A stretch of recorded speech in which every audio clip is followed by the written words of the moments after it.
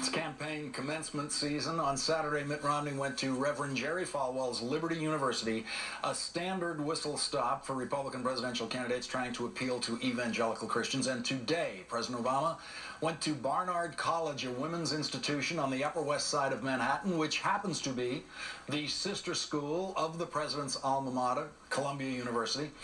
If they had switched audiences, none of their applause lines would have worked.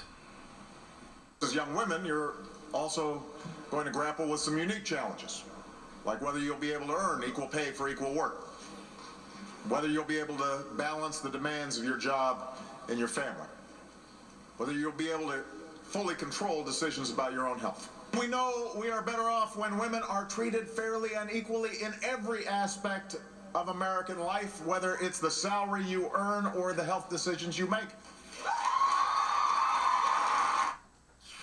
Culture, what you believe, what you value, how you live, matters. Now, as fundamental as these principles are, they may become topics of democratic debate from time to time. So it is today with the enduring institution of marriage. Marriage is a relationship between one man and one woman.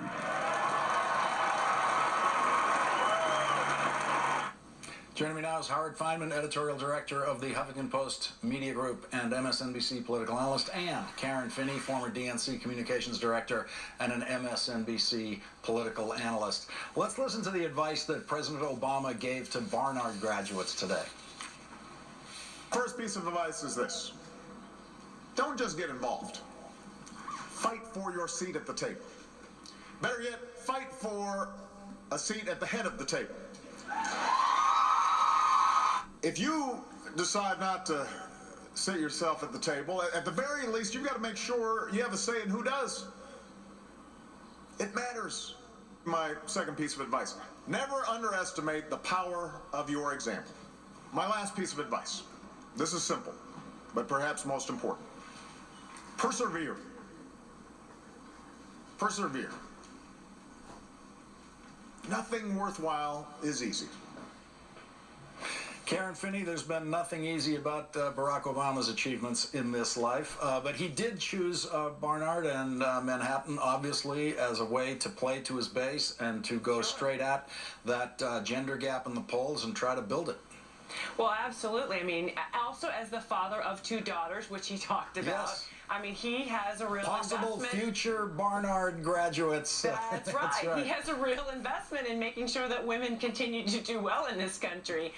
Clearly, this was, I mean, it's commencement season, so we're going to see a bit of this, but clearly this was a play to the women's vote. You know, the other thing, though, Lawrence, is, you know, the time at Columbia, which we heard so much about a couple of weeks ago in terms of what his girlfriends thought about him. It was actually interesting at the beginning of the speech. He gave a little, you know, had some fun with his own time at Barnard, at Columbia, relating to the young women who were gathered there and talking a little bit about sort of that idea of perseverance.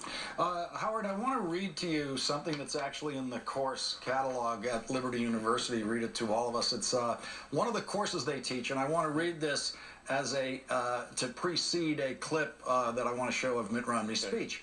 One of their courses, Theology 678, Western and New Religions, it's called. And the description of it is this: the history, doctrines, and present state of the major cults, such as Mormonism, Christian Science, Jehovah's Witnesses, Seventh-day Adventism. The course will also include a study of the occult movement. Emphasis is placed on the errors of these groups and on methods and materials for confronting them effectively. Mitt Romney was not confronted by anyone at Liberty University, but let's listen to the portion of his speech where he talked about people of different faiths, meaning the difference between his faith and the faith of the people in his audience. Let's listen to that. People of different faiths, like yours and mine, sometimes wonder where we can meet in common purpose when there are so many differences in creed and theology. Surely the answer is that we can meet in service, in shared moral convictions about our nation stemming from a common worldview. Howard, at a university that teaches that Mormonism is a cult and throws it in there with Christian Science, Seventh-day Adventism, and the occult movement, Does that about take care of the problem for Mitt Romney, that little passage in his speech? No, I don't think so. I thought it was fascinating, as you pointed out. I think he doesn't mention the word Mormon or Mormonism once. He did, in that one phrase, basically say, you know, Christianity's a great religion. I'm going to spend all this time praising Christianity, but I'm not one, which I thought was fascinating, especially since the Mormons do consider themselves Christians, but he didn't assert that down at Liberty. Now, I've been down to Liberty a million times. It is one of the centers of the conservative universe. I went all the way back to when Jerry Falwell was first getting the place started. That remains what it always was. At core, a fundamentalist evangelical institution where they believe in the inerrancy of Scripture. And by Scripture, they mean the Old Testament and the New Testament. They don't mean the Book of Mormon. So I thought Mitt Romney did a fine job of praising Christianity, but in that one phrase, distance himself as he had to do because they don't consider him one of them. Well, I think it is an interesting phrase, and I think he does cover it that way, Howard. But I would also say that if a Catholic or an Episcopalian or anyone who was not of the same evangelical Christian and Baptist style of Christianity and sects of Christianity that are represented in that audience, they might very well say people of different faiths. A Catholic might very well say to that same audience, people of different faiths like yours and mine, meaning you Baptists, I'm a Catholic, and Karen Finney, Christianity, people within Christianity do not think of themselves as all being within the same faith. They consider themselves Christians, but there are many different sects within Christianity, and you could easily interpret the Romney line that way. But I think what Howard has suggested is also available in that line. He wanted to leave it open to that audience. Leave it open to I'm not going to insist to you that we are exactly the same. Exactly. But here's what I thought was so interesting about this, and this was really a point of hypocrisy for me. This is the second time in front of a fairly religiously conservative audience.